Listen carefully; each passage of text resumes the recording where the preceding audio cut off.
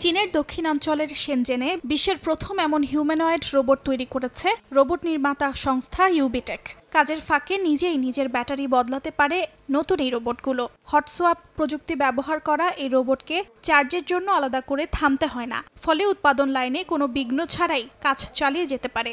Battery বদলের এই পদ্ধতি উৎপাদন শিল্পে ধারাবাহিকতার পাশাপাশি খরচ নিয়ন্ত্রণে আনতে সহায়ক হবে বলে মনে করছেন বিশেষজ্ঞরা। শ্রমনির্ভর পলিশিং, ওয়েল্ডিং, স্প্রে পেইন্টিং কিংবা ভারী মালামাল ওঠানামার কাজগুলো ব্যবহৃত হচ্ছে এই হিউম্যানয়েড রোবট। কারখানার উৎপাদন ব্যবস্থাপনায় মানব শক্তি প্রতিস্থাপন করেছে এই রোবটগুলো, যা কাজের গতি যেমন বাড়াচ্ছে তেমনি ব্যয় কমাচ্ছে। বিশেষজ্ঞদের মতে সরকারি সহায়তা আর প্রযুক্তিগত উন্নয়নে শিল্প খাতে এই হিউম্যানয়েড রোবট ব্যবহার শুরু হলে ভবিষ্যতে এগুলো সেবা খাত হয়ে পৌঁছে যাবে ঘর পর্যায়ে। অর্জিতা শাহজিন, সময় সংবাদ।